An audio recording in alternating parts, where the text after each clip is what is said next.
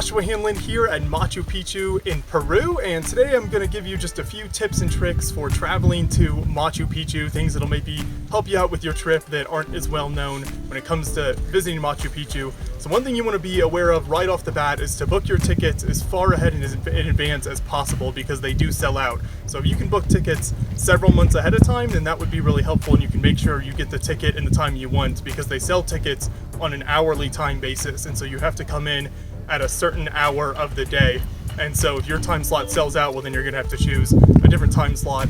You can also get the combo tickets, one of which lets you climb that peak behind me there, as well as go into Machu Picchu itself. And so if you want something like that, that's also worth doing. Now, speaking of other climbs around Machu Picchu, one thing we discovered when we got here is that there's a lot of other trails outside of just walking around the ruins of Machu Picchu itself. And these are well worth walking on. We actually arrived about 9 o'clock. Our ticket was 9. We got here a little after that, and then spent almost 3 hours before we even came into the ruins itself, just walking the trails. And so there's trails that go up, into the various mountains around here that give you great views of the mountains and kind of a further out view of the ruins. There's the Inca Bridge Trail, which is a small little path that gets very narrow right on the side of a cliff. That was kind of a separate entrance into Machu Picchu when the Incas lived here. So those are all really worth checking out. There are some fun hikes, very, very nice views and everything like that. So definitely check out the trails, research some of the trails you can walk on, because that's worth doing before you even come here into the ruins itself. Now, one thing, as you can see, the sun's out today. You're going to want to make sure to bring some water and maybe some snacks to keep you going. We had some Cliff Bars, something like that. That really helps. I know some places I've seen say you can't bring water, but they weren't checking bags or anything like that. So definitely make sure to bring some water in, because you're going to need that to keep you going throughout the day. Because if you do the trails as well as all of the ruins, it's going to be several hours that you're spending here.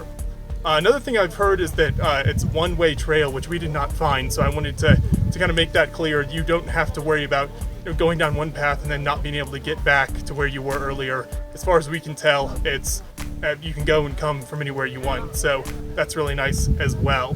But it's amazing views here, really amazing place to explore. It definitely lives up to the hype. Even though it's hard to get here, you've got to fly from Lima to Cusco, then take the train from Cusco to the village at the bottom here, and then it's about a 25-minute bus ride up to Machu Picchu itself. So the logistics are a little crazy, but it's definitely worth doing once you get here and check it out with all the mountains around here. One quick note about taking the bus from Aguas Calientes, which is a little town that's about 25 minutes at the bottom of Machu Picchu. That's where you take the bus from.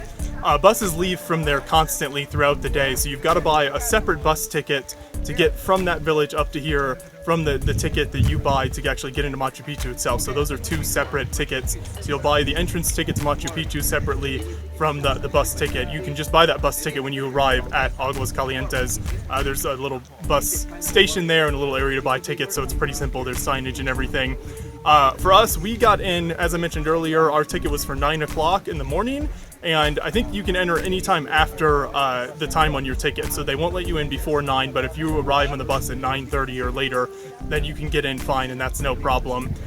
So I would suggest there's always a line kind of waiting for buses to come. We got to the line about a half an hour before our time, so we got there 8:30 and our ticket was for 9. We ended up getting up here at like 9:15 or something, so it wasn't bad at all. There's no need to line up super far ahead of time, because you can't get in before the time on your ticket anyway. So if we'd gotten here before 9, we would have just had to wait to get in. So I would suggest getting to the bus stop about half an hour, 45 minutes before the time on your ticket, and then you'll get up here right about in time, maybe a little after, and have plenty of time to enjoy.